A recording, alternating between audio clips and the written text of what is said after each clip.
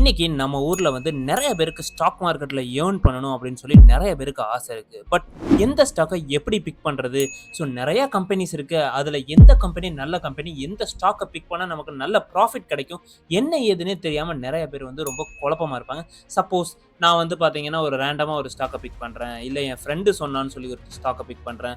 அப்படின்னு சொல்லி நெறைய குழப்பத்தோட இருப்பாங்க. பட் நம்ம எப்படி நம்மளோட ஓன் ரிசர்ச் மூலியமா கரெக்ட்டான ஸ்டாக்க பிக் பண்ணி எப்படி கரெக்ட்டா ப்ராஃபிட் புக் பண்றது அப்படிங்கிறத ஈஸியா லேர்ன் பண்ணலாம் வாங்க. அத பத்தி பார்க்கிறதுக்கு முன்னாடி நம்மளோட சேனலை லைக் பண்ணி சப்ஸ்கிரைப் பண்ணிடுங்க. வாங்க வீடியோக்குள்ள போகலாம். ஃபர்ஸ்ட் ஒரு நல்ல ஸ்டாக் அப்படின்னா என்ன அப்படிங்கிறத புரிஞ்சுப்போம். ஒரு ஸ்டாக்கோட பிரைஸ் ஏறிட்டே இருக்கு. சோ அதனால அது வந்து ஒரு நல்ல ஸ்டாக்கா அப்படின்னு கேட்டீங்கன்னா கண்டிப்பா கிடையவே கிடையாது. அதே நேரத்துல வந்து பாத்தீங்கன்னா ஒரு ஸ்டாக்க பத்தி நியூஸ்ல பேசிட்டு இருக்காங்க. நம்ம அதை கன்சிடர் பண்ணலாமா அப்படின்னு அதுவும் அவசியம் இல்லாத ஒண்ணு. இதெல்லாம் வச்சே நம்ம வந்து ஒரு நல்ல ஸ்டாக்க வந்து சூஸ் பண்ணிடலாமா அப்படின்னு கேட்டீங்கன்னா ரொம்பவே வந்து ஒரு தப்பான டிசிஷன் தான் நான் சொல்லுவேன். ஏன் அப்படின்னு கேட்டீங்கன்னா சோ அந்த ஸ்டாக்கோட பிரைஸ் வந்து எதனால ஏறுது அப்படின்னு நமக்கு தெரியாது. பட் ஏறிட்டே இருக்கு, இது நல்ல ஸ்டாக் அப்படின்னு சொல்லி நம்ம போய் வாங்கலாம். அதே நேரத்துல வந்து பாத்தீங்கன்னா ஒரு நியூஸ்ல இந்த ஸ்டாக்க பத்தி பேசுறாங்க. சோ அவங்க வந்து எதுக்காக பேசுறாங்க, சோ என்ன மாற்றங்கள் நடந்திருக்கு, என்ன ஏதுனே தெரியாம நம்ம போய் அதை வாங்கலாமா அப்படின்னு கேட்டீங்கன்னா அதுவுமே வந்து ஒரு தப்பான ஒண்ணு. சோ இதனாலதான் வந்து பாத்தீங்கன்னா இதெல்லாமே வந்து பாத்தீங்கன்னா நம்ம கன்சிடர் பண்ணக்கூடாது அப்படின்னு சொல்லுவாங்க. சோ உண்மையாலுமே எது ஒரு நல்ல ஸ்டாக் அப்படின்னு கேட்டீங்கன்னா லாங் டர்மா அந்த கம்பெனி வந்து உண்மையாலுமே க்ரோ ஆகுதா, சோ அந்த கம்பெனி வந்து பாத்தீங்கன்னா கன்சிஸ்டன்ட்டா வந்து ப்ராஃபிட் பண்ணிருக்காங்களா, அவங்களோட இன்க்ரீஸ் ஆயிருக்கு அவங்களோட ப்ராஃபிட்,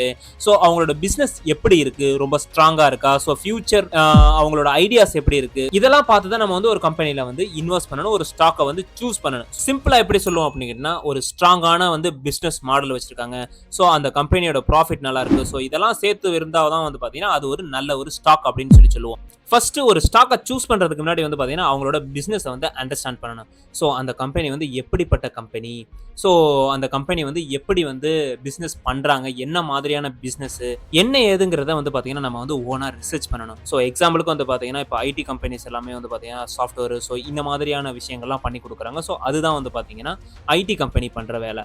அது மட்டும் இல்லாமல் பேங்கிங்ஸ் வந்து பார்த்தீங்கன்னா லோன்ஸ் கொடுக்கறது, ஸோ இந்த மாதிரி வந்து பார்த்தீங்கன்னா அவங்களோட வேலை. ஸோ இதுதான் வந்து பார்த்தீங்கன்னா அவங்க வந்து பிஸ்னஸ் மாடலாக வச்சிருக்காங்க.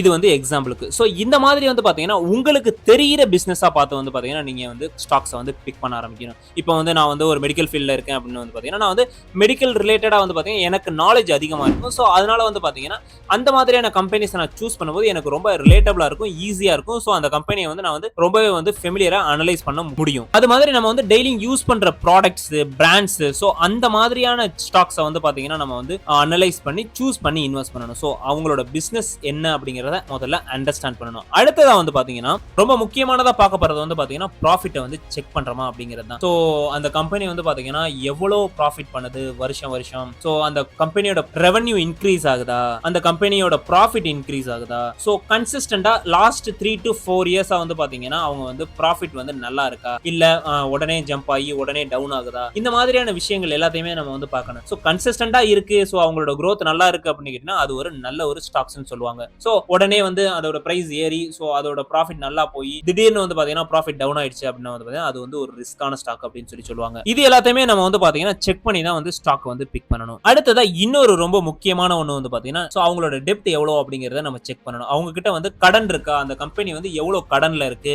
சோ அந்த கடனை வந்து பே பண்ற அளவுக்கு அவங்க வந்து ப்ராஃபிட் பண்றாங்களா, சோ முடிஞ்ச அளவுக்கு வந்து பாத்தீங்கன்னா கடன் இல்லாத கம்பெனிஸை வந்து பாத்தீங்கன்னா நம்ம சூஸ் பண்ண ட்ரை பண்ணணும்.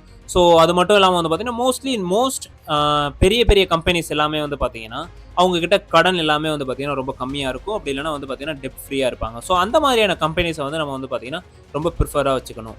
எந்த அளவுக்கு கடன் கம்மியாக இருக்கோ அந்த அளவுக்கு வந்து பார்த்தீங்கன்னா டென்ஷன் கம்மியாக இருக்கும் அந்த ஸ்டாக்ஸில். அடுத்ததாக கன்சிஸ்டன்சி. ஸோ ஸ்டாக் மார்க்கெட்டில் வந்து பார்த்தீங்கன்னா கன்சிஸ்டன்சி அப்படிங்கிறது வந்து பார்த்தீங்கன்னா ரொம்ப ஒரு முக்கியமான ஒரு ஃபேக்டராக பார்ப்பாங்க.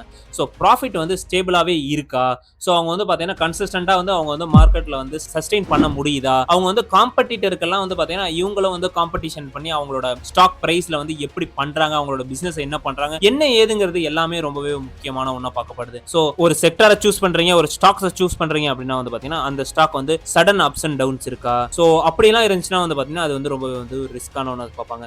ஸோ ஸ்டேபிள் growth இருந்தால் தான் வந்து பார்த்தீங்கன்னா அது வந்து ஒரு சேஃபான ஸ்டாக் அப்படின்னு சொல்லி சொல்லுவாங்க. ஸோ என்னடா அது இதுன்னு சொல்றியே அப்படின்லாம் வந்து குழப்பமாகாதீங்க.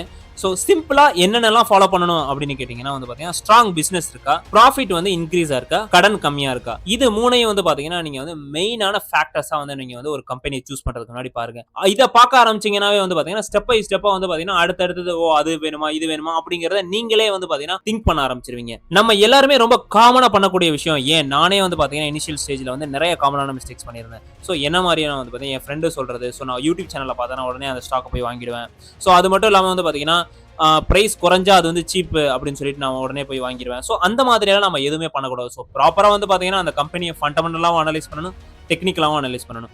ஸோ அதெல்லாம் அனலைஸ் பண்றதுக்கு முன்னாடி பிகினரா வந்து பாத்தீங்கன்னா நம்ம வந்து இந்த 3 விஷயத்த வந்து பாத்தீங்கன்னா நம்ம ரெகுலரா செக் பண்ணி ஒரு ஸ்டாக்கை பிக் பண்ணும்போது வந்து பாத்தீங்கன்னா நமக்கு அதுல இன்ட்ரெஸ்டும் அதிகமாயிரும், நமக்கும் ஈஸியா புரிய ஆரம்பிச்சிடும். ஸோ நீங்க என்ன டிஃபிகல்ட்டியை ஃபேஸ் பண்றீங்க ஸ்டாக் மார்க்கெட்ல அப்படிங்கறத கமெண்ட்ல சொல்லுங்க. ஸோ எந்த மாதிரியான விஷயங்கள்லாம் நீங்க வந்து ஸ்ட்ரகிள் ஆகுறீங்க அப்படிங்கறத சொல்லுங்க. நம்ம அதை பத்தி நெக்ஸ்ட் வீடியோல பார்க்கலாம்.